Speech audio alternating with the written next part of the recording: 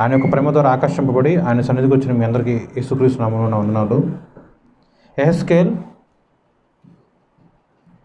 యెహెజ్కేలు 2వ అధ్యాయము 1. నరపుత్రుడా, నీవు చక్కగా నిలువబడుము, నేను నీతో మాట్లాడవలెను. చాలండి, ప్రేయర్ చేసుకుందాం. అందరూ తలలో ఉంచండి.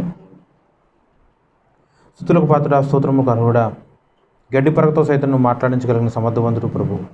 నేనైతే గడ్డి పరక కన్నా గాడిద కన్నా హీనంగా ఉన్నాను ప్రభు. కేవలం నీ కృపలో నన్ను లేవనెత్తి ఇక్కడ నిలబెట్టి ఉన్నావు ప్రభు. నీ యొక్క వాక్యం మేమందరం ధ్యానం చేయుచుండగా కూడి ఉన్న ప్రతి ఒక్కరిని నువ్వే దర్శించి వినగలిగిన చెవులు గ్రహించే ఆత్మ నువ్వే అనుగ్రహించి ప్రభువా. ఎవరు నీ యొక్క వాక్యం అర్థం చేసుకోగలరు ప్రభు? పరిశుద్ధాత్మ యొక్క సహాయం ఉంటేనే తప్ప ఎవరూ కూడా నీ యొక్క మాటలను వాక్యమును అర్థం చేసుకోలేరు ప్రభు. అట్టి నీ వాక్యాన్ని అందరికీ తేటతెల్లగా అర్థమవునట్లు వారి యొక్క హృదయములను వారి యొక్క ఆలోచనలను నువ్వే స్వాధీనపరచుకోమని యేసుక్రీస్తు నామమున ప్రార్థన చేయుచున్నాను తండ్రి, ఆమేన్. యెహెజ్కేలు 2:1 2వ అధ్యాయం 1 నరపుత్రుడా, నీవు చక్కగా నిలువబడుము, నేను నీతో మాట్లాడవలెను. ఓకే, చూడండి, ఇక్కడ ఒక పని అప్పచెప్పారు దేవుడు. ఆ పని ఏంటి? నువ్వు చక్కగా నిలబడు. నువ్వు ఆ పని చేస్తే దేవునికి ఇచ్చే బహుమానం ఏంటి? ఆయన నీతో మాట్లాడతాడు. ఆర్ఎల్స్ దేవుడు నీతో మాట్లాడాలి అని నువ్వు ఆశ కలిగినట్లయితే నువ్వు ఎలా ఉంటే దేవుడు నీతో మాట్లాడతాడు? నువ్వు చక్కగా నిలబడితే. ఏమండి, నిలబడటం వేరు, చక్కగా నిలబడటం వేరు, కూర్చోవటం వేరు, పడుకోవటం వేరు. కానీ ఇక్కడ వాక్యం ఎంత చక్కగా చెప్తుంది. నువ్వు చక్కగా నిలబడు. నువ్వు చక్కగా నిలబడితే దేవుడు నీతో మాట్లాడతాడు. చాలామంది ప్రేయర్ చేసుకునేటప్పుడు, ప్రార్థన చేసుకునేటప్పుడు అడుగుతూ ఉంటారు కదా, యేసయ్యా నువ్వు నాతో మాట్లాడు. ఏదైనా సమస్య వచ్చినప్పుడు దేవుడి దగ్గర మొరపెడతారు కదా, ఇదిగో నా సమస్య ఇది, నువ్వు నాతో మాట్లాడు, ఈ సమస్యకు పరిష్కారం ఏంటి? దారులన్నీ ముసుగుపోయినాయి, ఏ దారి గుండా నేను వెళ్తే నాకు పరిష్కారం దొరుకుతుంది, నాకు ఈ అస్వస్థత ఉంది, నాకు స్వస్థత నువ్వు అనుగ్రహించు, ఇలా అప్పులు ఉన్నాయి, రుణభారం నువ్వు కొట్టివేయి. ఇలా రకరకాల సమస్యలు గుండా వెళ్తున్నప్పుడు ప్రార్థన చేస్తారు. అలా ప్రార్థన చేస్తున్నప్పుడు మీరు అడిగే సామాన్యమైన ప్రశ్న ఏంటి? నాతో మాట్లాడు, నాకు ఏదైనా ఉత్తరం ఇవ్వు, నాకు ఏదైనా సలహా ఇవ్వు అని అందరం, నేనైనా సరే మీరైనా సరే అందరూ అడుగుతూనే ఉంటారు. మీరందరూ కూడా దేవుణ్ణి అడుగుతున్నారు, నాతో మాట్లాడు, నాతో మాట్లాడని. దేవుడు మాట్లాడను అని అన్నాడా? మాట్లాడతాననే చెప్పాడు. కానీ ఆయన నీతో మాట్లాడాలంటే నువ్వు చక్కగా నిలబడాలి. నిలబడటం వేరు, చక్కగా నిలబడటం వేరు. చూడండి, మన చదువుకునే రోజుల్లో అసెంబ్లీ జరుగుతున్నప్పుడు ఇలా వందే మాతరం పాట కానీ జనగణమన పాట కానీ పాడేటప్పుడు, ఇండియన్ నేషనల్ యాంథమ్ పాడేటప్పుడు కానీ ఎలా నిలబడమంటారు? అటెండెన్స్లో కానీ స్టాండీస్ కానీ అలా రకరకాలుగా చెప్పి ఒక పద్ధతి ప్రకారము నిలబడమంటారు. ఎలా పడితే అలా నిలబడమంటారా? చూడండి, ఈ లోకంలో ఉన్న ఆ యొక్క దేశానికి సంబంధించిన జాతీయ గీతం కోసమే చక్కగా నిలబడవలసి ఉన్నట్లయితే, మరి సృష్టికర్త అయిన దేవుడి యొక్క మాట నువ్వు వినాలి అని ఆశ కలిగి ఉన్నట్లయితే నువ్వు ఇంకా ఎంత చక్కగా నిలబడాలి? మరి నువ్వు నిలబడుతున్నావా? ఎలా ఉన్నావు? మరి నాకు నిలబడతాను రాదు, నన్ను ఎలా నిలబడాలి అన్న ప్రశ్న నీకు ఇప్పుడు తలెత్తిందా?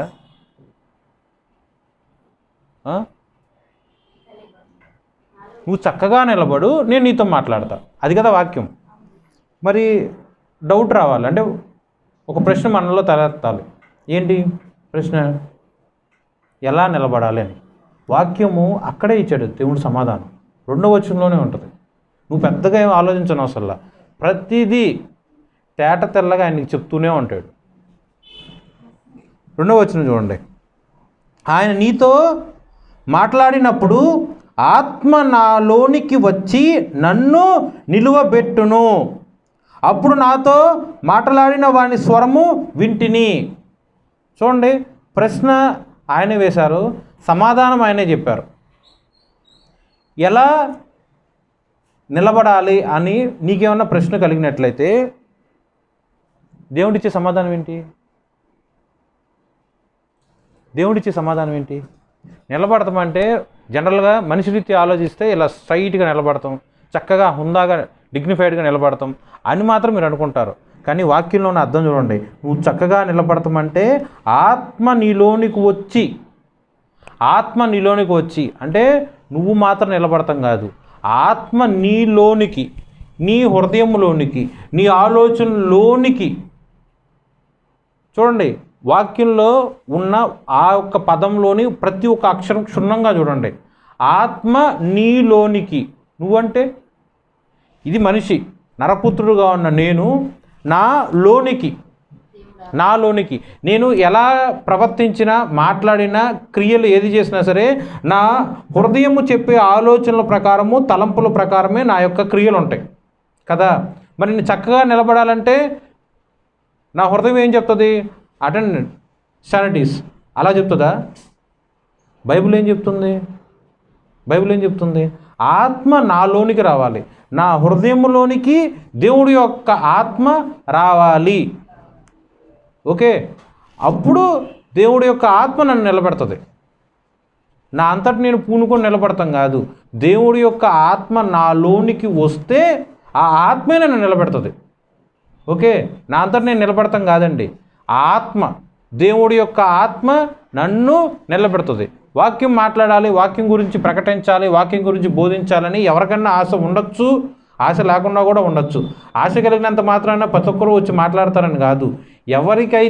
ఎవరిలోనికైతే దేవుడి యొక్క ఆత్మ వస్తుందో వారు మాత్రం నిలబడి మాట్లాడతారు.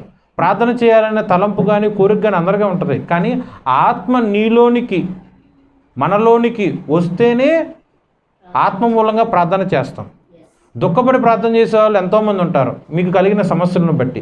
కానీ ఆత్మ నీలోనికి వచ్చి అప్పుడు ఎలాంటి ప్రార్థన?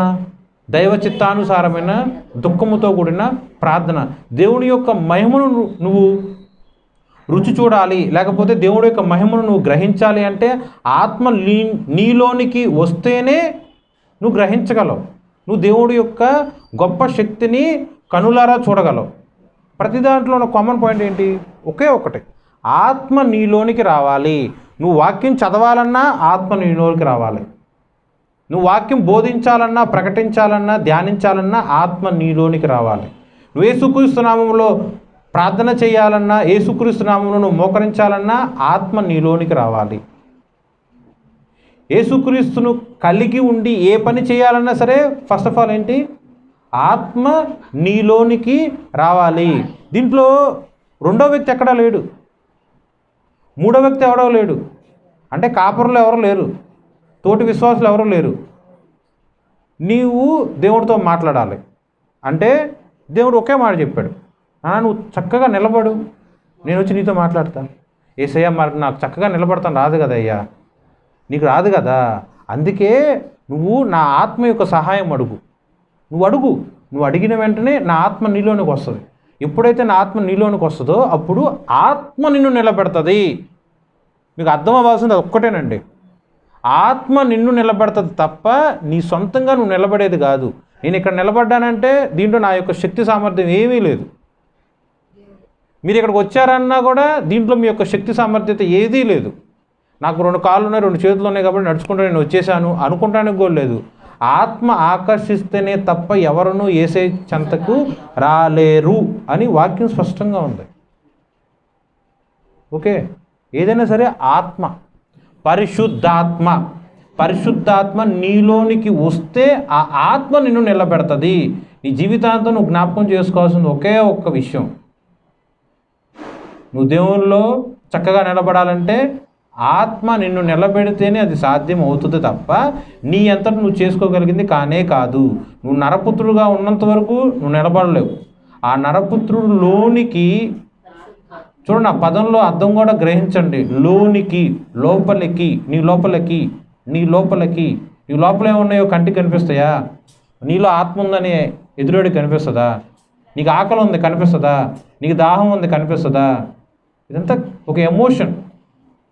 ఆత్మ నీలో ఉన్నట్లయితే ఆత్మ సంబంధమైన కీర్తనలు పాడతావు. ఆత్మ నీలో ఉన్నట్లయితే ఆత్మ నడిపింపు కొద్దీ ప్రార్థన చేస్తావు. ఆత్మ నీలో ఉంటే ఆత్మ నడిపింపు కొద్దీ దైవ చిత్తానుసారంగా దుఃఖముతో కూడిన ప్రార్థన చేస్తావు. ఆత్మ నీలో ఉంటే దేవుడి యొక్క చిత్తానుసారమైన విశ్వాసముతో నువ్వు నడిపబడతావు.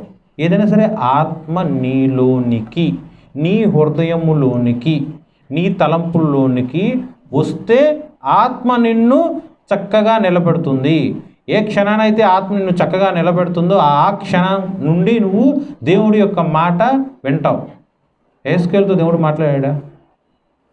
యెహెజ్కేలుతో మాట్లాడాలి అని దేవుడి యొక్క చిత్తం దేవుడి ద్వారా యెహెజ్కేలుకి తెలబడినప్పుడు ఒకటే నువ్వు చక్కగా నిలబడు. యెహెజ్కేలు ఏమంటారు? నాకు రాదయ్యా, ఎలా నిలబడాలో నాకు రాదు, నాకు చేత అవ్వదు అని తను సరెండర్ చేసుకున్నాడు, దేవుడికి అప్పగించుకున్నాడు. ఏ క్షణాన్ని అయితే దేవుడికి అప్పగించుకున్నాడు, దేవుడు ఎలా ఉంటే చక్కగా నిలబడతారు అని దేవుడు క్లియర్ కట్గా చెప్పారు. నా ఆత్మ నీలో ఉంటేనే నువ్వు నిలబడతావు. ఓకే, నువ్వేం చేయాలి? ఇక్కడి నుంచి ఏం చేయాలి? నువ్వు ఆత్మ నాలో నివాసయోగ్యంగా ఉండాలి. ఒకసారి ఆత్మ వచ్చింది, మనం చేసే పాపక్రియల వల్ల లేకపోతే దేవుడు పట్ల మనకున్న అతిక్రమము వల్ల ఆత్మ మనలోంచి వెళ్ళిపోయింది అనుకో, అప్పుడు మన ఆత్మ కలిగి ఉన్నట్ట కాదా? కలిగి ఉండలేదు. ఆత్మ పరిశుద్ధాత్మ దేవుడు. నీలో పరిశుద్ధత లేదనుకో, నీలోంచి దేవుడు వెళ్ళిపోతాడు బయటికి. ఒక్కసారి వెళ్ళిపోయిన దేవుడు మళ్ళీ తిరిగి లోపల తెచ్చుకోవాలంటే చాలా కష్టం. సో ఆత్మ ఎప్పుడైతే ఆయన కనికరము చొప్పున నీలో నివాసయోగ్యంగా ఉంటుందో అప్పుడు నుంచి శ్రద్ధ కలిగి, జాగ్రత్త కలిగి, కనిపెట్టుకొని బ్రతకాలి. పరిశుద్ధత లేకుండా ఏ క్రియ చేసినా సరే ఆత్మ, నీలో ఉన్న ఆత్మదేవుడు ఒప్పుకోడు, నిన్ను విడిచిపెట్టి వెళ్ళిపోతాడు. ఫస్ట్ ఆఫ్ ఆల్ నీకు గద్దిస్తూ ఉంటాడు, అయినా నువ్వు మాట వినకపోతే నిన్ను విడిచిపెట్టి వెళ్ళిపోతాడు. సో ఇంతవరకు అర్థమైందా? యెహెజ్కేలు 2:1 అధ్యాయం 2వ అధ్యాయము 1వ వచనం 2వ వచనం. ఓకే, ఆత్మ నీలోనికి రావాలి. ఇది మెయిన్ థింగ్ ఈరోజు అంశం. ఎలా వస్తుందండి ఆత్మ నీలోనికి? ఆత్మ నీలోనికి వస్తుందా? ఎలా వస్తుంది? ఇంకా బాప్తిసం తీసుకుంటే ఆత్మ నీలోనికి వస్తుంది. దేవుడి యొక్క ఆత్మ నీలోకి రావాలంటే ఫస్ట్ థింగ్ ఏంటంటే బాప్తిసం తీసుకోకుండా పుట్టినప్పటి నుంచి చచ్చిపోయే వరకు 60 సంవత్సరాలు అవ్వచ్చు, 70 సంవత్సరాలు అవ్వచ్చు, 80 సంవత్సరాలు అవ్వచ్చు, నువ్వు చర్చిలోనే పుట్టి చర్చిలోనే బ్రతుకుతూ చర్చిలోనే నువ్వు కాలం చేసినా సరే నువ్వు దేవుడి యొక్క బిడ్డవ కాదు. బాప్తిసం తీసుకుంటేనే దేవుడి యొక్క బిడ్డ. చూడండి, తండ్రి ఉన్నాడు, తండ్రికి ఇలా కొడుకులు కూతుర్లు వగేరా వగేరా ఉన్నారు. తండ్రికి పలానా ఆస్తి ఉంది. తండ్రి యొక్క ఆస్తి, తండ్రి మరణం తర్వాత ఆస్తి పిల్లలకు వెళ్తుంది. ఓకే, ఇంట్లో పనులు కూడా ఉన్నారు. ఇప్పుడు పనోడు వచ్చి ఈ ఆస్తికి నేను వారసుని అని అన్నాడు అనుకోండి, అప్పుడు కొడుకులు కానీ కూతుర్లు కానీ ఏమంటారు?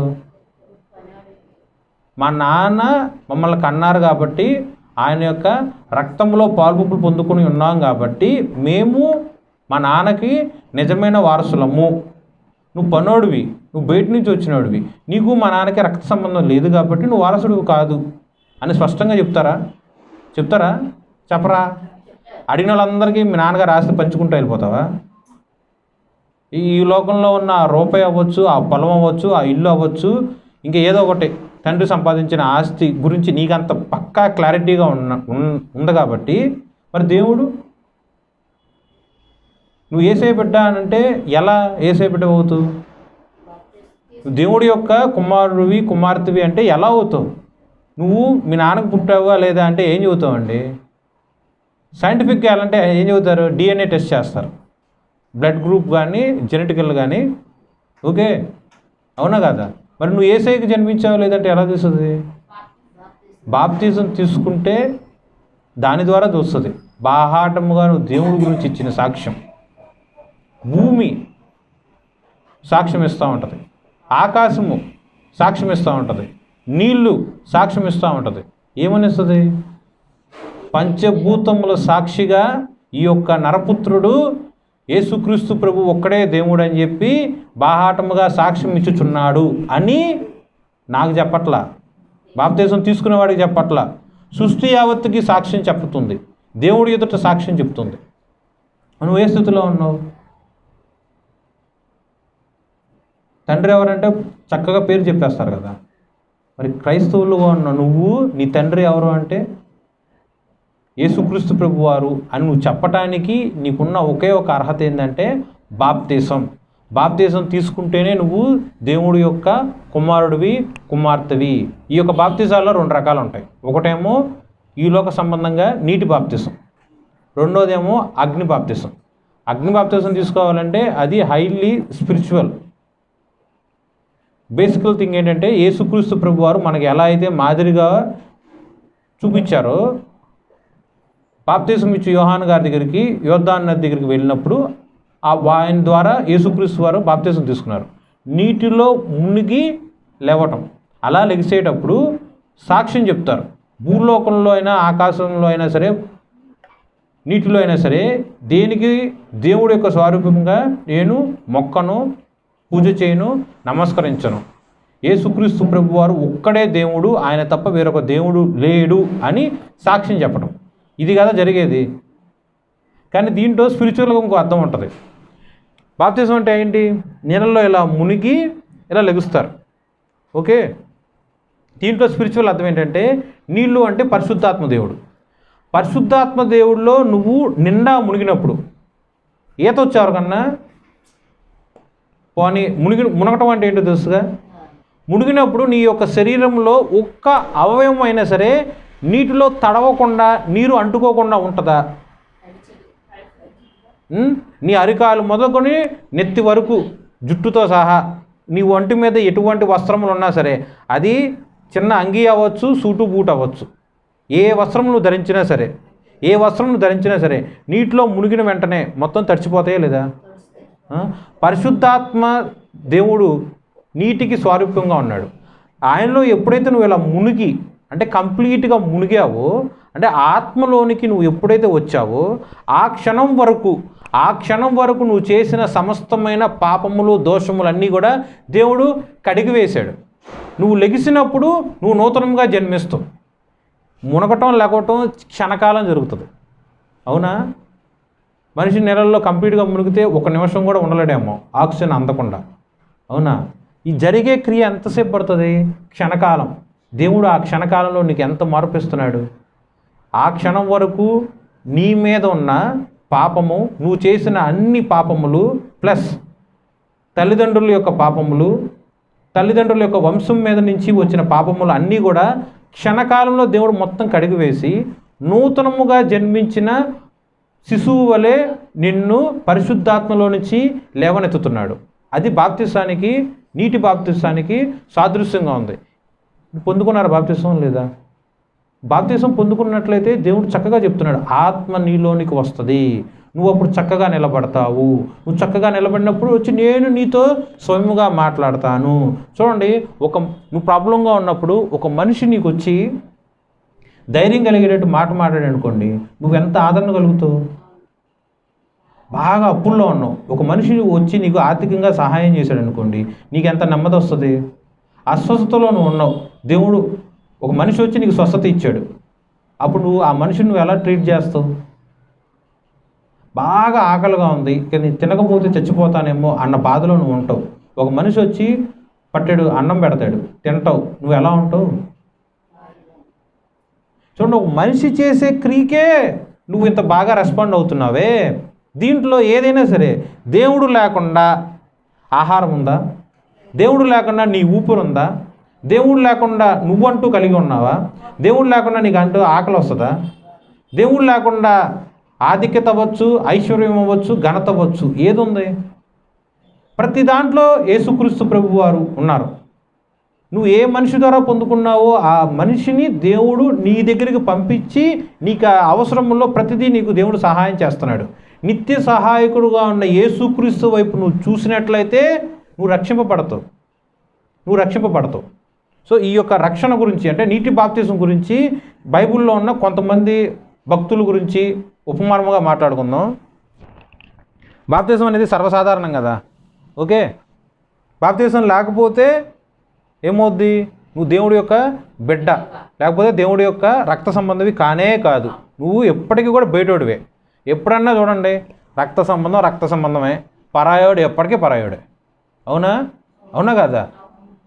ఎప్పటికీ తల్లి తండ్రి తర్వాతే ఎవరైనా ఈ యొక్క భూలోకంలో ఉన్నవాళ్ళు, తల్లిదండ్రుల తర్వాతే తోడబుట్టిన వాళ్ళు తర్వాతే మిగతా చుట్టాలు, ఆ చుట్టాల తర్వాతే స్నేహితులు.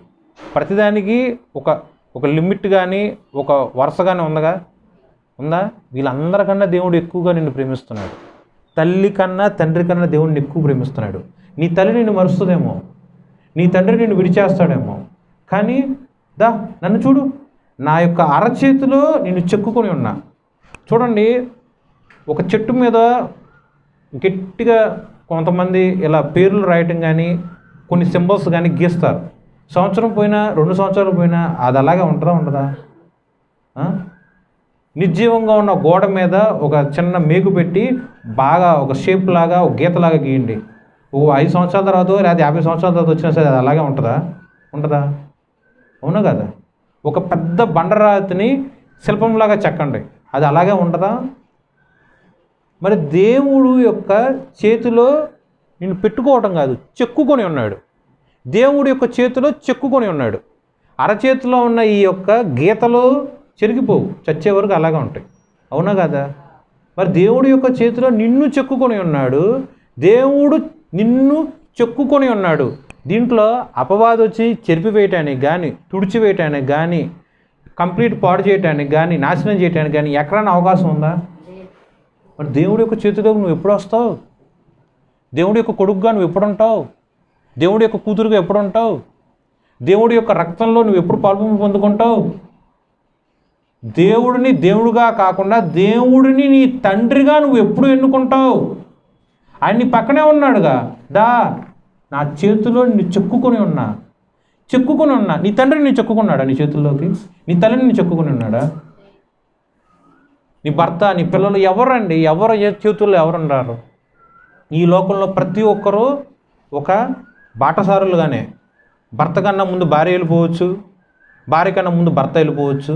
ఏదో రోజు ఎప్పుడో చోట ఒంటరిగానే బతకాలి ఎవడైనా సరే. కానీ నువ్వు ఒంటరిగా ఉన్నా, నీ ఆయుష్ తీరే వరకైనా సరే నీతో పెద్దగా తోడుగా ఉన్నవాడు ఒకే ఒక్కడు, దేవుడు. దేవుణ్ణి దేవుడుగా నువ్వు కావాలనుకుంటున్నావా? లేక ఆ దేవుణ్ణి తండ్రిగా నువ్వు కావాలనుకుంటున్నావా? మరి తండ్రిగా కావాలనుకుంటే బాప్తిజం తీసుకో. తండ్రిగా కావాలనుకుంటే దేవుడి యొక్క రక్తము మాంసము అనగా బలారథంలోనికి రా. దేవుణ్ణి దేవుడుగా ఉంటేనే అంత బెనిఫిట్స్, లేకపోతే ఆశీర్వాదాలు నువ్వు పొందుకుంటున్నావే.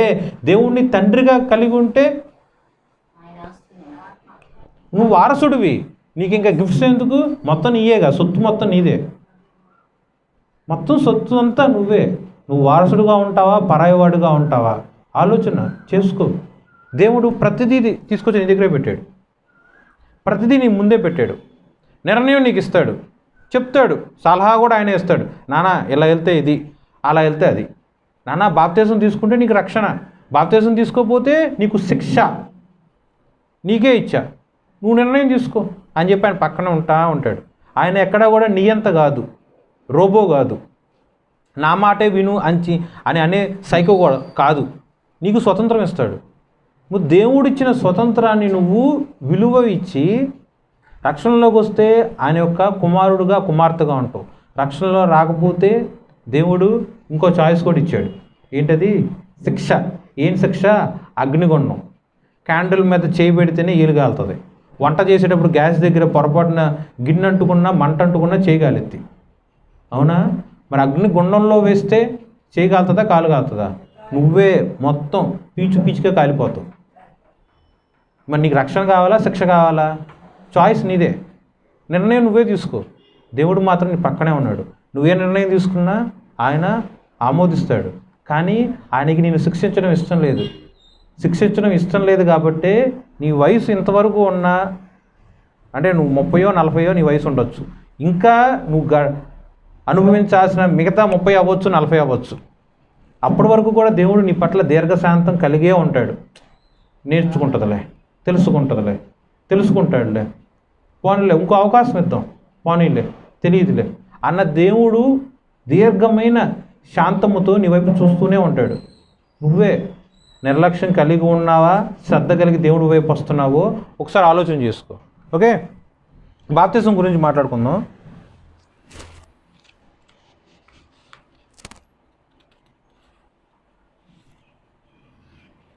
మార్కు సువార్త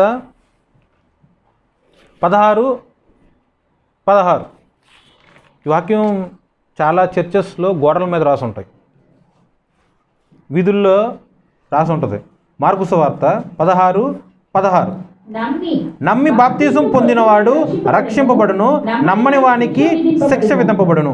చూడండి, చాలండి, ఈ వాక్యం జాగ్రత్తగా చదవండి.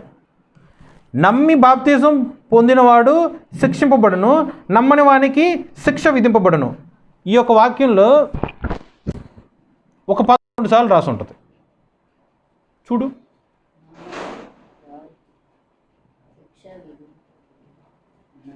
పేజ్ నెంబర్ చెప్పు విశాలి, పేజ్ నెంబర్ చెప్పు చాలు. మార్కు సువార్త 16:16. నమ్మి బాప్తిసము పొందినవాడు రక్షింపబడును, నమ్మని వానికి శిక్ష విధింపబడును.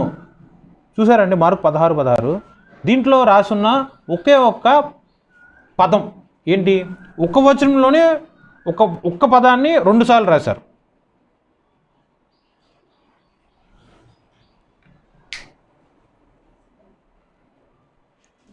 ఒక్క వచనంలోనే ఒక్క పదాన్ని 2 సార్లు రాశారు. ఆ పదం ఏంటి?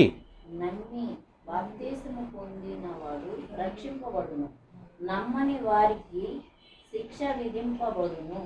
ఏంటి నమ్మని వారికి శిక్ష. ఒక్క పదం ఏంటండి 2 సార్లు రాస్తుంది? నమ్మకం గురించే రాస్తుంది. నమ్మకం ఎక్కడైనా కామన్ పాయింట్. నేను నమ్మాను అనుకో, నాకు బాప్తిజం వస్తుంది. నేను నమ్మాను అనుకో, బాప్తిజం తీసుకున్నాను కాబట్టి రక్షింపబడతా. నమ్మలేదనుకో, శిక్ష వస్తుంది. అంటే బాప్తిజం లేనట్టు అర్థం.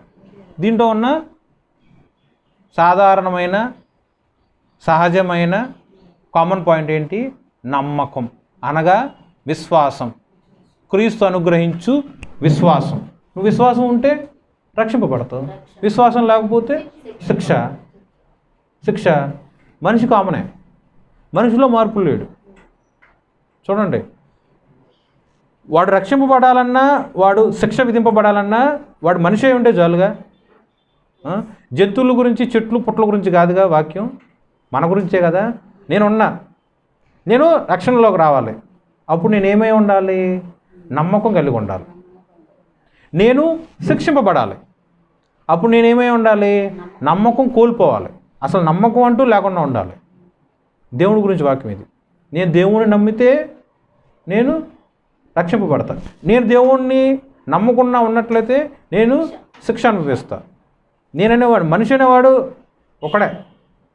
నమ్మకత్వంలోనే వేరుంది, విశ్వాసంలోనే వేరుంది. ఆ వేరేంటి?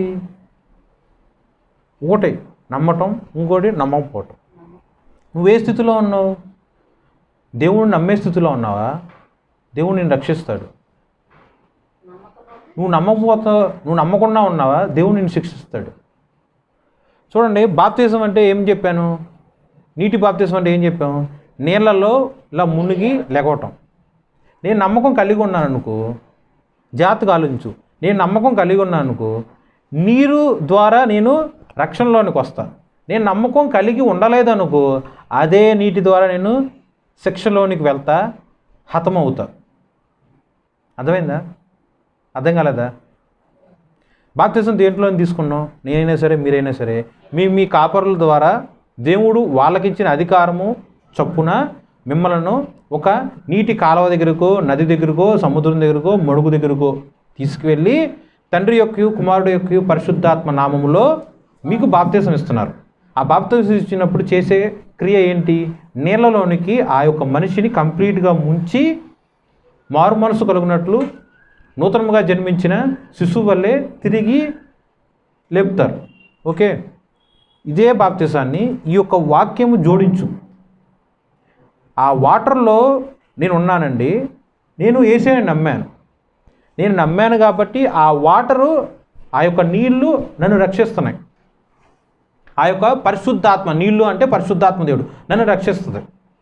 ఆ యొక్క నమ్మకం నేను లేకుండా ఉన్నాను అనుకో, అదే నీరు, అదే పరిశుద్ధాత్మ దేవుడు నన్ను శిక్షిస్తాడు. అర్థమైందా? అర్థం కాలేదా? నీరు అలాగే ఉంది, ఒకటే నీరు, మనిషి ఒక్కటే. విశ్వాసంలో తారతమ్యం. ఆ విశ్వాసంలో ఉన్న తారతమ్యంలోనికి వలన నువ్వు రక్షింపబడాలన్నా శిక్షింపబడాలన్నా సరే నీ యొక్క విశ్వాసం మీద ఆధారపడి ఉంటుంది. నీరు మాత్రం మార్పు లేదు. ఎందుకు పదే పదే జ్ఞాపకం చేస్తున్నానంటే, ఎర్ర సముద్రం ఉందా? ఎర్ర సముద్రంలో ఎంతమంది ఇజ్రాయేల్ ప్రజలు లక్షల మంది దాటి వెళ్ళారు? మోర్ దెన్ 40 lakhs 40 లక్షల కన్నా ఎక్కువ మంది దాటుకుని వెళ్ళారు. చిన్నపిల్లలు, యవనస్తులు, స్త్రీలు, పురుషులు, నడిప్రాయులు, వృద్ధులు, ఓకే, అందరూ దాటిపోయి వెళ్ళారు. వాళ్ళు దాటిపోయి వెళ్ళింది దేంట్లో నుంచి? ఎర్ర సముద్రంలో నుంచి. ఒక సముద్రం అనగా నీరే కదా. ఐగుప్తు సైన్యము విత్ ఫరో వాళ్ళందరూ కూడా ఎక్కడ చచ్చిపోయారు? ఎక్కడ చచ్చిపోయారు? ఎర్ర సముద్రంలోనే చచ్చిపోయారు. వాళ్ళతో పాటు వాళ్ళు తెచ్చుకున్న ఆ యొక్క యుద్ధములకు సంబంధించిన రథములు అవ్వచ్చు, రౌతులు అవ్వచ్చు, గుర్రాలు అవ్వచ్చు, ఖడ్గములు అవ్వచ్చు, వాళ్ళు ధరించిన యుద్ధ నైపుణ్యంతో కూడిన ఆ యొక్క ఆర్మర్ అవ్వచ్చు, ఇవన్నీ ఎక్కడ చచ్చిపోయినాయి? వాళ్ళు చచ్చిపోయారు అందరూ సముద్రంలోనేగా. చూడండి, సముద్రం ఒకటే, ఎర్ర సముద్రం ఒకటే. ఎర్ర సముద్రము ఇజ్రాయేల్ ప్రజలను రక్షించింది. అదే ఎర్ర సముద్రము ఐగుప్తు ప్రజలను, ఐగుప్తు సైన్యమును శిక్షించింది, మరణానికి అప్పచెప్పింది. ఓకే, దీంట్లో మనకున్న వాక్యం బట్టి మీరు ఆలోచన చేయండి. ఇజ్రాయేల్ ప్రజలు నమ్మారు కాబట్టి ఎర్ర సముద్రము ద్వారా రక్షణ పొందారు. ఐగుప్తు ప్రజలు నమ్మలేదు కాబట్టి అదే ఎర్ర సముద్రము ద్వారా శిక్షింపబడ్డన్నారు. ఈ లోకంలో నేను ఉన్నా, అదే లోకంలో నువ్వు ఉన్నావుగా, మనందరం ఉన్నాం, అన్యులు కూడా ఉన్నారు. నేను నమ్మాను అంటే దేవుడి యొక్క కృప, విశ్వాసంకు కర్త, దాన్ని కొనసాగించేవాడు యేసు. ఆ యేసు వైపు నేను కనులెత్తి చూసినప్పుడు దేవుడు ఇచ్చే విశ్వాసం చూడండి. విశ్వాసములకు కర్త యేసుక్రీస్తు ప్రభువారు, మనిషి కాదు. ఓకే, మనిషి కాదు. యేసుక్రీస్తు వైపు నువ్వు ఎప్పుడైతే చూసావో ఆ విశ్వాసాన్ని దేవుడు నీ హృదయంలో నాటుతాడు. ఆయన నాడిన విశ్వాసం చొప్పున నువ్వు రక్షణలోనికి వస్తావు. అదే లోకంలో ఉన్న వాళ్ళు విశ్వాసం లేకుండా, నమ్మకం లేకుండా బ్రతికినట్లయితే వాళ్ళందరూ కూడా శిక్షార్హులు. నేనైనా అంటే అన్యులైనా సరే, విశ్వాసులైనా సరే లోకంలోనే ఉన్నారు. నువ్వు రక్షింపబడ్డావు, వాళ్ళు రక్షింపబడలేదంటే దానికి కారణము విశ్వాసంలో ఉన్న తారతమ్యం. నీకు కలిగి ఉన్నావు, వాళ్ళకు కలిగి లేరు. ఓకే, ఎర్ర సముద్రం ఒక్కటే. సృష్టిలో ఉన్న ఎర్ర సముద్రం ఒక్క సముద్రం. అదే ఎర్ర సముద్రంలో నుంచి మన దేవుడు ఎంత అద్భుతం చేశాడు. 40 లక్షల ప్రజలని ఒక్కరోజే ఆరిన నేల మీద నుంచి రక్షణ కలుగు చేశాడు. అదే ఎర్ర సముద్రంలో వేల కొలది సైన్యాన్ని దేవుడు శిక్షించి మరణానికి అప్పచెప్పాడు. అవునా కదా? ఇంకో ఉదాహరణ చూడండి. నోవా గారు ఉన్నారు. నోవా గారి కాలంలో దేశం లేకపోతే ఈ యొక్క ప్రపంచం, సృష్టి యావత్తు ఎంతో బహుఘోరముగా, బహు పాపముగా తయారైంది. బాగా అన్నమాట. వాయు వరుసలు ఉండవు, మంచి చెడులు ఉండవు, ఎక్కడ చూసినా పాపం పాపం పాపం. దేవుడికి బాగా హర్ట్ అయ్యారు, ఫీల్ అయ్యారు. ఎంతగా వచ్చి దేవుడు చెప్పినా వాక్యంలోనే ఉంటుందండి. ఆత్మ వెళ్ళి ప్రతి ఒక్కరి దగ్గరికి వెళ్ళి బతిమలాడి చెప్తూ ఉంటుంది. ఆదికాండంలో 5వ అధ్యాయము 6వ అధ్యాయము 7వ అధ్యాయం 3 అధ్యాయాలు చూసుకున్నట్లయితే దాంట్లో ఈ యొక్క నోవా కాలంలో ఉన్న జలప్రలయం గురించి చక్కగా రాసి ఉంటుంది. ఆత్మ వెళ్ళి ప్రతి ఒక్కరితో మాట్లాడుతూ ఉంటుంది. నాన్న, దేవుళ్ళలోనికి రా, రక్షణ తీసుకో, దేవుణ్ణి నమ్ము, రక్షణ తీసుకో. పాపం చేసే ప్రతి ఒక్కరి దగ్గరికి వెళ్ళి ఆత్మ మాట్లాడుతూనే ఉంటుంది, బోధిస్తూనే ఉంటుంది. ఒక్క నోవాహు తప్ప ఎవరు కూడా దేవుడి యొక్క మాట వినరు. ఓకే, జలప్రలయం వచ్చింది, దేవుని యొక్క చిత్త ప్రకారమే వచ్చింది. జలప్రలయంతో పాటు భూములు కూడా దేవుడు నాశనం చేద్దాం అనుకుంటాడు. ఓకే, 40 సంవత్సరాల పాటు 40 రాత్రులు 40 పగల్లో పాటు కుండపోతు వర్షం. ఇప్పుడున్న కాలంలో ఒకే ఒక రోజు లేకపోతే కొన్ని గంటల పాటు వర్షం వచ్చిందనుకోండి, మన రోడ్స్ మొత్తం నీళ్ళలో మునిగిపోతాయి. డ్రైనేజ్ సిస్టమ్ అంత రోతగా ఉంటుంది. అదే 40 దినముల పాటు 40 రోజుల పాటు పగలు రాత్రి తేడా లేకుండా కుండపోతు వర్షం వస్తే ఒక పెద్ద ఓడ సైతము నీళ్ళ మీద తేలి నడుచుకుంటూ వెళ్ళేటట్టు క్రియేట్ అవుతుంది. ఇదంతా మీకు తెలుసు కదా. చూడండి, జలప్రలయం వచ్చింది, నోవాహు జలప్రలయంలోనే ఉన్నాడు, లోకంలో ఉన్న ప్రజలందరూ కూడా జలప్రలయంలోనే ఉన్నారు. మరి నోవాహు రక్షింపబడ్డాడు, మిగతా మనుషులందరూ కూడా రక్షింపబడలేదు. కారణం ఏంటి? నోవాహు జలప్రలయం అనుభవించలేదని అర్థమా? కాదు. జలప్రలయంలో ఉన్నా కూడా విశ్వాసము అను ఒక నావ దేవుడు యొక్క మాట చొప్పున అతను తయారు చేసుకొని ఆ విశ్వాసము అను నావలో ఆయన నివసించాడు. తనకు కలిగిన ఆ యొక్క విశ్వాసము చొప్పున నోవాహు ప్లస్ ఆయన భార్య, నోవాహు ప్లస్ ఆయన 3 కొడుకులు ప్లస్ 3 కోడళ్ళు, 8 మంది. చూడండి ఎంతమంది, ఒక ఇంట్లోనే భార్య భర్త పిల్లలు 2 అవ్వచ్చు, 3 అవ్వచ్చు. మరి భార్యకు ఉన్న తల్లిదండ్రులు లేకపోతే భర్తకున్న తల్లిదండ్రులు అలా చూసుకున్నా సరే మోరార్లెస్ ఎంతమంది ఉంటారు? 10 మంది లోపే ఉండొచ్చేమోగా.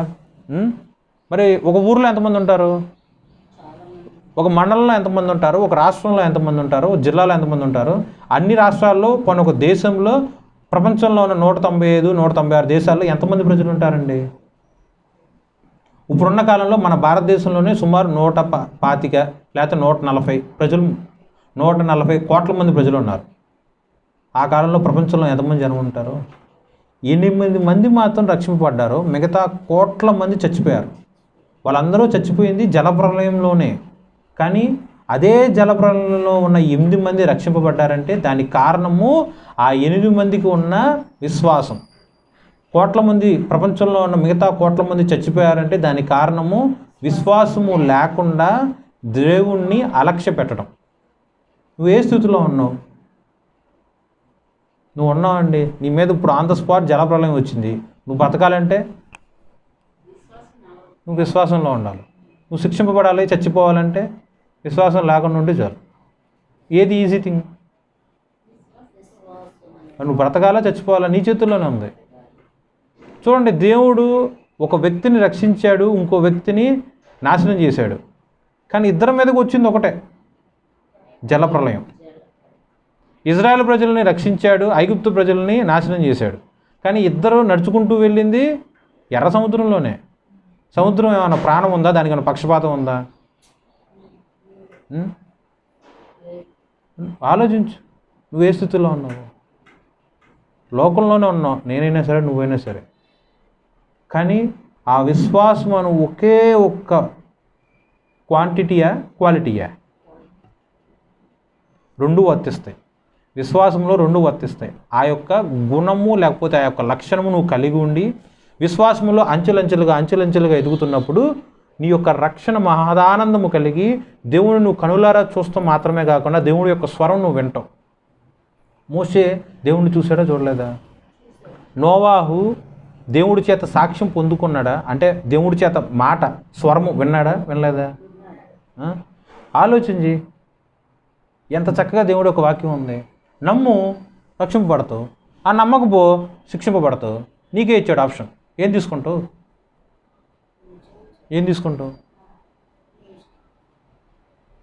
ఆలోచించి చూడండి, అర్థమైంది ఈ వాక్యం ఇప్పటివరకు చెప్పింది. దీన్ని డీటెయిల్గా చూసుకున్నట్లయితే ఒకసారి ఇజ్రాయెల్ ప్రజలు తిరిగి వద్దాం. 1 కొరింథీయులు 10వ అధ్యాయం.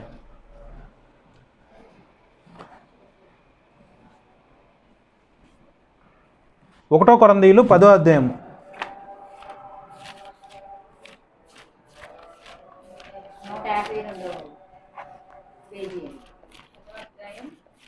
1-2.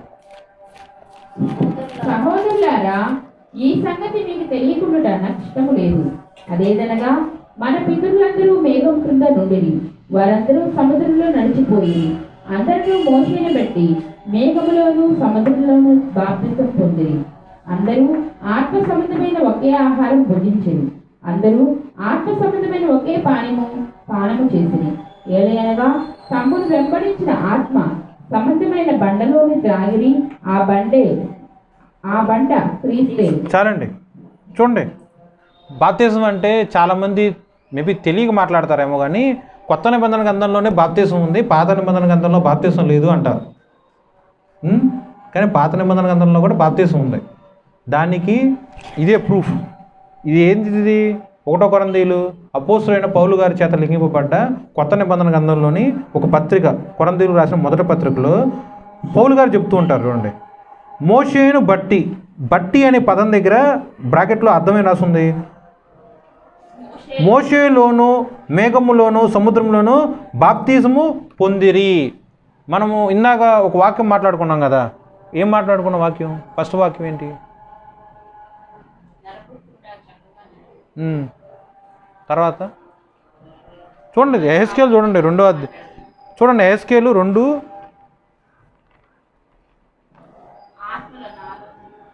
ఎహెస్కేలు తీయండి రెండోసారి. ఎహెస్కేలు 2వ అధ్యాయంలో చూడండి, ఆత్మ నాలోనికి వచ్చి, ఓకేనా? ఎహెస్కేలు 2:2లో ఆత్మ నాలోనికి వచ్చి. ఇదే కొరింథీయులు రాసిన పత్రిక 1 కొరింథీయులు 10వ అధ్యాయంలో ఈ వాక్యములు ఏం చదివాము? మోషేను బట్టి, లేకపోతే మోషేలోను. మోషేలో దేవుడి యొక్క ఆత్మ ఉంది. ఓకేనా? మోషేలో దేవుడి యొక్క ఆత్మ ఉంది. ఆ ఆత్మను బట్టి దేవుడి యొక్క వాగ్దానము చొప్పున మేఘములోను, సముద్రంలోను వాళ్ళు బాప్తీసము పొందిరి. ఎంతమంది? మోర్ దెన్ 40 lakh, 40 లక్షల ప్రజల కన్నా ఎక్కువ మంది. ఎంతసేపు చూసి పట్టింది? క్షణకాలం. దేవుడి యొక్క మాట చొప్పున చూడండి. 40 సంవత్సరాల పాటు వాళ్ళ అరణ్యంలో ప్రయాణం వెళ్ళారు కదా. వాళ్ళకి ఎప్పుడు కూడా మేఘం తోడుగా ఉంటుంది. ఎండ వచ్చిందనుకో ఆ మేఘం వాళ్ళకి నీడలాగా ఉంటుంది. ఓకే, చీకటి అయిందనుకో అదే మేఘం వాళ్ళకి అగ్నిస్తంభంలాగా ఉంటుంది, అంటే వెలుతురిస్తుంది. ఓకే, వడదెబ్బ తగలదు, ఎండ దెబ్బ తగలదు, వర్షం ఇబ్బంది ఉండదు. ఎలా అయినా సరే ఆ మేఘం ఉన్న సిచ్యువేషన్ బేస్ చేసుకొని ఒక్కోసారి వాళ్ళకన్నా ముందు ప్రయాణం వెళ్తుంది, ఒక్కోసారి వాళ్ళకన్నా వెనక ప్రయాణం వెళ్తుంది. ఇదే మేఘము ఆ యొక్క ఐగుప్తు దేశంలో నుంచి వచ్చిన ఆ యొక్క ఫరో అవ్వచ్చు, ఫరో యొక్క సైన్యం అవ్వచ్చు, ఇజ్రాయెల్ను తరిమి చంపాలని చూసినప్పుడు ఎర్ర సముద్రం దాటే ఆ యొక్క సమయంలో ఈ మేఘం వాళ్ళకు వెనక్కి వెళ్తుంది. ఇజ్రాయెల్ ప్రజలు వెనక్కి వెళ్ళి ఐగుప్తు ప్రజలకి రాత్రి కలిగినట్టు ఉంటుంది. ఐగుప్తు ప్రజలకు మాత్రమే రాత్రిలాగా ఉంటుంది, మళ్ళీ ఇజ్రాయెల్ ప్రజలకు రాత్రిలాగా ఉండదు. ఆ రాత్రంతా వాళ్ళు ఎదుగుతూ ఉంటారు, ఇజ్రాయెల్ ఎక్కడ అమ్మ అన్నట్టు. కానీ ఇజ్రాయెల్ ప్రజలకు వెలుతురులాగానే ఉంటుంది. వాళ్ళు ఆ వెలుతురులోనే ఆ యొక్క సముద్రాన్ని దాటి వెళ్తారు. దీంట్లో మనిషి చేసింది ఏదన్నా ఉందండి? మనిషి తలుచుకుంటే మేఘాన్ని తీసుకురాగలడా? ముందు జరపగలడా? వెనక జరపగలడా? మేఘంలో నుంచి అగ్ని చేయగలడా? మేఘంలో నుంచి వెలుతురు చేయగలడా? మేఘంలో నుంచి వర్షం చేయగలడా? మేఘంలో నుంచి నీడ చేయగలడా? ఏం చేయగలడు మనిషి? సముద్రం ఉంది, సముద్రాన్ని మనిషి తయారు చేయగలడా? నిర్మించగలడా? సముద్రంలో ఉన్న ఇసుకని మనిషి లెక్క పెట్టగలడా? సముద్రం 2 పాయలుగా చేయగలడా? సముద్రం కాదు కదా, పిల్ల కాలువ కూడా మనిషి చేయలేడు. దేవుడే కదా అన్నీ చేసింది. ఆత్మ, దేవుడి యొక్క ఆత్మ, ఆయన యొక్క ప్రత్యక్షత ప్రతిదీ నీకు చూపిస్తూనే ఉన్నాడుగా. సృష్టి యావత్తులో ఉన్న ఆకాశము ద్వారా ఆయన ప్రత్యక్షత నీకు చూపిస్తున్నాడు. సృష్టిలో ఉన్న మేఘముల ద్వారా ఆయన ప్రత్యక్షత నీకు చూపిస్తున్నాడు. సృష్టిలో ఉన్న జలములు అనగా నది, సముద్రము, ప్రతి దాంట్లో ప్రతి జలములో నుంచి ఆయన యొక్క ప్రత్యక్షత చూపిస్తున్నాడు. నీళ్ళు లేకపోతే నువ్వు చచ్చిపోతావు. నీ యొక్క దాహము తీర్చకుండా నువ్వు కొద్ది రోజుల పాటు బ్రతుకుంటే నువ్వు చచ్చిపోతావు. అన్నం తినకుండా ఉన్నట్లయితే మేబీ నెలన్నా బ్రతుకుతావేమో, కానీ నీళ్ళు లేకుండా నువ్వు నెల బ్రతకలేవు. జస్ట్ నాకు ఎన్ని డేసో తెలియదు కానీ ఉదాహరణ చెప్తున్నా, ఓకేనా? నీళ్లు తాగితే నెలకన్నా ఎక్కువ రోజులు బతకగలం, కానీ తిండి లేకపోతే ఇంకా ఎక్కువ బతకగలం. అంటే తిండి కన్నా నీళ్లు చాలా ఇంపార్టెంట్ అని చెప్తున్నా. మరి ఆత్మలో కూడా అంతే.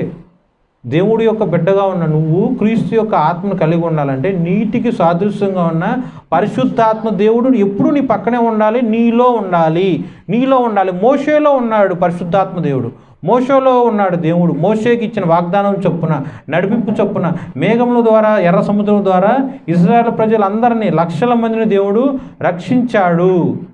మరి నువ్వు ఇశ్రాయేలు ప్రజల్లోనికి ఉన్నావా లేవా? రక్షణలోనికి వస్తావా రావా?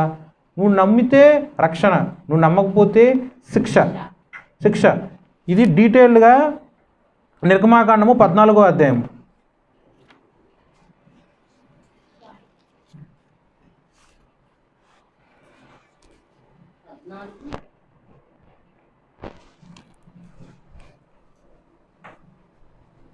నిర్గమకాండం 14వ అధ్యాయంలో 10వ వచనం. ఫరో సమీపించుచుండగా ఇజ్రాయేలు కనులెత్తి ఐగుప్తులు తమ వెనకొచ్చుట చూచి మిక్కిలి భయపడి యెహోవాకు మొరపెట్టిరి. అప్పుడు ప్రజలందరూ ఏంటి, మోషేని తిడతా హేళన చేస్తూ ఉంటారు. ఏమయ్యా మోషే, ఏంటి ఈజిప్ట్ దేశంలో, ఐగుప్తు దేశంలో మరి సమాధులు ఇవ్వా ఏంటి, తీసుకొచ్చి అడవుల్లో ఈ యొక్క సముద్రంలో మమ్మల్ని అందరినీ చంపాలని ప్లాన్ చేసావా ఏంటిది, అక్కడ ఉంటే కనీసం బానిసత్వంతో అయినా సరే మేము బ్రతికి బట్టగట్టేవాళ్ళం, ఇక్కడ తీసుకొచ్చేసి ఆకలి తిప్పలు మాత్రమే కాకుండా ఆ యొక్క సైన్యానికి మమ్మల్ని అప్పచెప్పి మా యొక్క ప్రాణాలను నువ్వు తీయాలని చూస్తావా అని 40 లక్షల మంది ప్రజలుగా ఉన్న ఇజ్రాయెల్ అందరూ కూడా సనుగుతూ ఉంటారు, మోషేతో వాదిస్తూ ఉంటారు. మోషే మనిషి యొక్క మాట లక్ష్య పెట్టడు. మోషే యొక్క దృష్టి మొత్తం దేవుడి వైపే ఉంటుంది. సింపుల్గా చెప్తాడు, నువ్వు భయపడకు, సాగిపో, నువ్వు భయపడకు, సాగిపో. వెనక చూస్తే ప్రాణం మీదకి వస్తుంది. కానీ మోషే ఏం చెప్తాడు, నువ్వు సాగిపో. ఆ ప్రదేశంలో ఆ సంఘటనలో నువ్వు ఉంటే ఆలోచించు, నీ ముందేమో సముద్రం ఉంది, నువ్వు దాటి వెళ్ళిపోవడానికి నీ దగ్గర ఓడ లేదు, పడవ లేదు, ఏది లేదు, నీకు ఈత కూడా రాదు. నువ్వు వెనక్కి వెళ్తేనేమో సైన్యం వచ్చేసి నిన్ను కత్తి వాట చేత చంపేస్తుంది. ఎడం పక్కకి కుడి పక్కకి వెళ్తానికి కూడా లేదు, ఎటు వెళ్ళినా సరే సైన్యం ఉంది. పోనీ అక్కడే నిలబడ్డావు నువ్వు, సైన్యమే నీ దగ్గరికి వచ్చి నీ చంపేస్తుంది. సో నువ్వు చేయగలిగింది ఏంటండి? ఇప్పుడు ముందుకెళ్తే సముద్రంలో మునిగి చచ్చిపోతావు, వెనక్కి వెళ్తే మనుషుల చేత చంపబడతావు. సో ఎటు కాదనుకున్నా నీకు చావు అనేది మాత్రం తథ్యం. నువ్వు ఆ స్థితిలో ఉన్నావు. 40 లక్షల మంది ప్రజలు మరణం వైపు చూశారు. ఓకే, మోషే ఎవరి వైపు చూశాడు? మరి ప్రజలందరికీ మరణం కనిపిస్తుంది, ప్రజలందరికీ చావు కనిపిస్తుంది, ప్రజలందరికీ శిక్ష కనిపిస్తుంది. మోషేకి మరణం కనిపించలేదే, రక్షణ కనిపించిందే. అదే విశ్వాసం. నన్ను పిలిచిన నా దేవుడు నమ్మకస్తుడు, నన్ను బయలుదేరి వెళ్ళమన్నాడు, ఆ మాట చొప్పున నేను వెళ్ళిపోతున్నా. సముద్రమా, దేవుడు చూసుకోగలడు. సైన్యమా, దేవుడు చూసుకుంటాడు. ఏది అడ్డం వచ్చినా సరే నీ యొక్క నడక, నీ యొక్క ప్రయాణంలో ఏదన్నా అడ్డం వస్తుంది, ఖచ్చితంగా అడ్డం వస్తుంది, ఖచ్చితంగా అడ్డం వస్తుంది. మోషేగా అడ్డం వచ్చింది, నీకు రాకుండా ఉంటుందా? ఖచ్చితంగా అడ్డంకులు ఎదురుగుతూనే ఉంటాయి. ఎన్నిసార్లు, ఎన్ని మార్లు, ఎన్ని విధాలుగా అడ్డంకులు ఎదురైనా సరే మోషే ఎలా అయితే త్రొట్టిల్లకుండా భయపడకుండా ముందుకు సాగిపోయి వెళ్ళిపోయాడు, అలాగే మనం కూడా మన యొక్క ఆత్మీయ ప్రయాణంలో అడుగు ముందుకు వేస్తూనే ఉండాలి. వ్యవసాయం చేసేటప్పుడు నాగలు పట్టుకొని దున్నుకుంటూనే వెళ్తాం. ఒక రాయి వచ్చినా రప్ప వచ్చినా సరే అది తీసి పక్కన పడేసి మళ్ళీ దున్నుకుంటూనే వెళ్తాం. అవునా కదా? ఇక్కడ రాయి వచ్చింది కదా అని ఆపేస్తారా? ఎకరం ఉన్నా, 2 ఎకరాలు ఉన్నా, 10 ఎకరాలు ఉన్నా సరే దున్నుతూనే వెళ్తారు. దున్నకపోతే ఎప్పుడు నువ్వు విత్తనాలు ఎత్తు, నాట్లు వేస్తూ, నాటులో నుంచి పంట నీకు ఎప్పుడు వస్తుంది, పంటలో నుంచి నీ పొట్ట ఎప్పుడు పోషించుకుంటూ, నువ్వు ఎప్పుడు వ్యాపారం కానీ పక్కన వాళ్ళకి కానీ ఆ యొక్క పంటను పంచుతూ ఏం చేస్తావు? ఏం చేయలేవుగా. నువ్వు ఆగిపోతే నువ్వేం చేయలేవు, నువ్వే బ్రతకలేవు. అవునా కదా? అడ్డంకులు వస్తూ ఉంటాయి. ఎన్ని అడ్డంకులు వచ్చినా, ఎన్ని ఇబ్బందులు వచ్చినా సరే దేవుడి యొక్క మాట చొప్పున మాత్రం నువ్వు ముందుకు వెళ్ళు. దేవుడు ఆశించేది కూడా అదే. మోషే ఎర్ర సముద్రాన్ని చీల్చాడా? ఏమైనా బ్రిడ్జి కట్టాడా? ఏం చేశాడు మోషే? ఏమన్నా ఏం చేయలే. దేవుడికి ప్రార్థన చేశాడు. దేవుడు ఏమన్నాడు? నువ్వు నాకు మొరపెడతావేంటి? నేను నీకు ఆల్రెడీ వాగ్దానం చేశా. నీ చేతిలో ఉన్న కర్రను ఎత్తి నీ చేతితో ఆజ్ఞాపించు, సముద్రం 2 పాయలు అయిపోతుంది, ఆరిన నేల అవుతుంది, సముద్రము గోడల్లాగా కట్టబడతాయి, ప్రజలను సాగిపోమని చెప్పు. అయిందా అవలేదా? అయ్యా. సముద్రం ఏంటి 2గా చీల్తావేంటి అని అడిగాడా? సముద్రంలో ఆరిన నేల వస్తుందా? చూడండి, ఇప్పుడున్న ప్రదేశంలో లీటర్ నీళ్ళు కింద పోస్తా. ఓకే, వెంటనే చూస్తే ఏముంటుంది? అక్కడ తడిగా ఉంటుందా ఉన్నదా నేల అయితే? అదే రాయి అయితే నీళ్ళు లోపలికి వెళ్ళాం, క్లియర్గా కనిపిస్తుంది. భూమి మీద అయితే మాత్రం చెమ్మ కొద్దిగానే ఉంటుందా? ఏంటి, పావు లీటర్కో లేకపోతే లీటర్ నీళ్ళకో చెమ్మ కనిపిస్తుంది. మరి సముద్రంలో ఎన్ని కోట్ల కొలితే లీటర్స్ ఆఫ్ వాటర్ ఉంటుంది? మరి ఆరిన నెల ఎలా సాధ్యం? దేవుడు గొప్ప భయంకరమైన గాలి పంపిస్తాడు. ఆ గాలి చూడండి, నేనున్న ఒక గాలి వస్తే కదలను, కానీ బాగా పవర్ఫుల్గా బలమైన గాలి నా మీద ఈసింది అనుకోండి, కొంచెం కదులుతాం. మా బండి మీద ప్రయాణం వెళ్తున్నాం అనుకోండి, బైక్ తోలుతున్నాం అనుకోండి, స్పీడ్ పెరుగుతున్న కొద్దీ బండితో పాటు మనం కూడా కొంచెం కదులుతాం లేదా? తుఫాన్ వస్తుంది, చెట్లు ఊగుతాయి, ఇంకా బలమైన తుఫాన్ వచ్చింది, చెట్లు పడిపోవచ్చు, చెట్లు కొన్న పండ్లన్నీ రాలిపోవచ్చు. అలాగే దేవుడు ఒక బలమైన దిక్కు దగ్గర నుంచి గాలి పంపిస్తాడు. ఆ గాలి ఎంత బలంగా ఉందంటే ఆ గాలి వల్ల సముద్రం ఇలా చీలిపోతుంది. అదే గాలి వల్ల తడిగా ఉన్న నేల పొడిగా మార్చబడుతుంది. దేవుడు తను సృష్టించిన తన సృష్టిలో నుంచి ఆ యొక్క గాలిని, నీటిని, నేలని వాడుకొని మనుషులకు, నమ్మకం ఉన్న వాళ్ళందరికీ కూడా దేవుడు రక్షణ అనుగ్రహించాడు. అదే నమ్మకం నువ్వు కలిగి ఉన్నట్లయితే ఎర్ర సముద్రం వంటి అడ్డంకులు నీకు ఎదురైనా సరే నువ్వు ఒక్కడోగానే ఉండొచ్చు, నువ్వు ఒంటరివాడుగానే ఉండొచ్చు, ఏమీ చేయలేని నిస్సహాయ స్థితిలోనే నువ్వు ఉండొచ్చు. కానీ దేవుడు పట్ల నీకున్న విశ్వాసము చొప్పున దేవుడు అద్భుత ఆశ్చర్య సూచక్రియలు నీ ద్వారా చేయిస్తాడు. మోషే ద్వారా చేయించాడా లేదా? ఈ వాక్యము వినటానికి, చదవటానికి, ఒక కథలాగా చెప్పుకుంటానికి కాదు. నీ జీవితంలో అది ఉపమానముగా పెట్టుకో. నువ్వు ప్రయాణమై వెళ్తున్నావు, ఎర్ర సముద్రము లాంటి ఆటంకం నీకుంది, అడ్డంకి నీకు ఉండొచ్చు. అడుగు ముందుకేసావు అనుకో, ఆ సమస్యలో నువ్వు కూరుకుపోయి చచ్చిపోతావు, ఊపిరాడదు. అప్పుడు అక్కడ నిలబడి ప్రార్థన చేయాలి. ఆ యొక్క ప్రార్థన నువ్వు చేస్తున్నప్పుడు దేవుడు నీతో మాట్లాడతాడు. నువ్వు చక్కగా నిలబడి ప్రార్థన చేసినప్పుడు ఆత్మ నీలో ఉండి దేవుడి యొక్క వాక్యము నీలో నిలబడి ఉన్నట్లయితే నీ యొక్క ప్రార్థనకి వెంటనే దేవుడు సమాధానం చెప్తూ ఉంటాడు. నేను నీకు ఆల్రెడీ వాగ్దానం చేశా కదా, నేను చేసిన వాగ్దానం బట్టి నువ్వు అడుగు ముందుకు వేయి. అది మనుషుల యొక్క చూపు అందరికీ కూడా అది ఎర్ర సముద్రమే. కానీ దేవుడి యొక్క దృష్టిలో ఆరిన నేలల్లో నుండి నీ యొక్క విశ్వాస పరిమాణం చొప్పున నువ్వు నడుచుకుంటూ వెళ్తా మాత్రమే కాకుండా నీతో పాటు ఉన్న ప్రజలందరికీ కూడా రక్షణ కలుగజేస్తావు. మోషే స్వతంత్రించుకున్నాడా లేదా? చేసి చూపించారా లేదా? ఇదే సీను 10 కమాండ్మెంట్స్ సినిమాలో ఉంటుంది. ఆ కాలంలో సైన్స్ అంతగా డెవలప్ అవ్వాలి. ఆ యొక్క సీన్ క్రియేట్ చేయడానికి కూడా చాలా కష్టపడ్డారు. మరి దేవుడు కష్టపడ్డా? ఏం కష్టపడలా. మాట, నోటి మాట. సో ఎంత గొప్ప శక్తి కలిగిన దేవుణ్ణి నువ్వు కలిగి ఉన్నావు ఆలోచన చేసుకో. అంత గొప్ప శక్తి కలిగిన దేవుణ్ణి నీకు దేవుడుగా ఉండటం నీకు ఇష్టమా, లేక ఆయనను తండ్రిగా కలిగి ఉండటం నీకు ఇష్టమా? ఏం చెప్తావు సమాధానం చెప్పండి. మరి ఏం ఆటంకం నువ్వు బాప్తిజం తీసుకోవటానికైనా, ఆత్మ నీలో నివాస యోగ్యంగా ఉండటానికైనా సరే ఏంది నీకు ఆటంకం? ఆలోచన చేసుకో. ఈ యొక్క యాక్చువల్గా మొత్తం 14వ అధ్యాయం మొత్తం చదువుకోవచ్చు, కానీ నేను ఇంకా చదవలేదు. కానీ ప్రతి దాంట్లో ఎంత చక్కగా ఉంటుందంటే దేవుడు అదే ఎర్ర సముద్రాన్ని వాడుకొని ఇజ్రాయేల్ ప్రజలందరికీ రక్షణ కలుగు చేశాడా?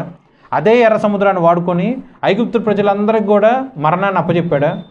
ఆ మరణంలో కూడా దేవుడు ఇంకో గొప్ప కార్యం చేస్తాడు. చూడండి 14వ అధ్యాయము 17వ వచనంలో ఇదిగో నేనే ఐగుప్తుల హృదయములను కఠినపరచుదును, వారు వీరిని తరుముదురు. నేను ఫరో వలనను అతని సమస్త సేన వలనను అతని రథముల వలను అతని గుర్రపు రౌతుల వలను నాకు మహిమ తెచ్చుకొందును. ఓకే, 40 లక్షల ప్రజల యొక్క రక్షణ బట్టి దేవుడికి మహిమ వచ్చింది, మంచిది.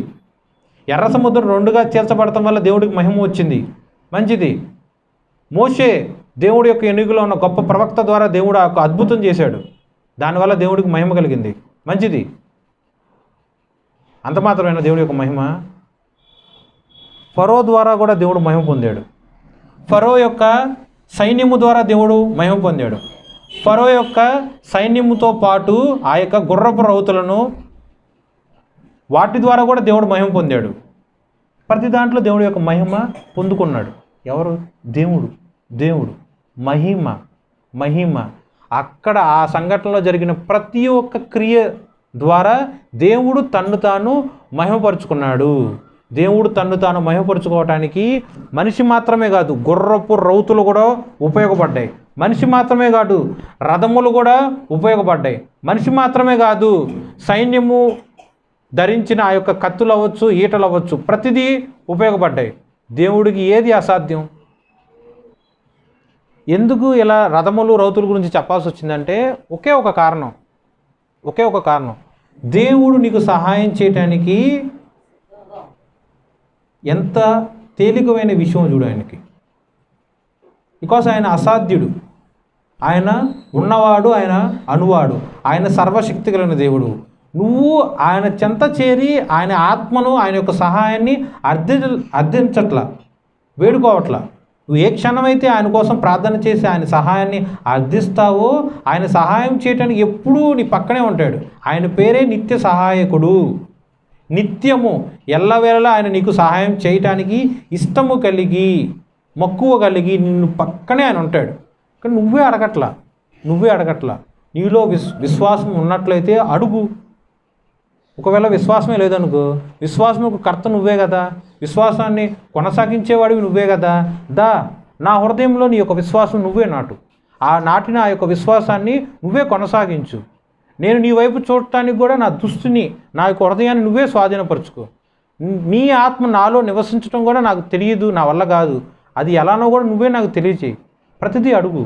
బాప్తిజం ఎలా అయితే నీళ్ళలో ఇలా మునిగి లెగుస్తావో అలాగే నువ్వు నీ యొక్క నీ శరీరం లోపల ఉన్న ఆ యొక్క హృదయము, ఆ యొక్క మనస్సు, ప్రతిదీ కూడా పరిశుద్ధాత్మలో కంప్లీట్గా మునగాలి. అంటే నిన్ను నువ్వు మొత్తం దేవుడికి సమర్పించుకోవాలి.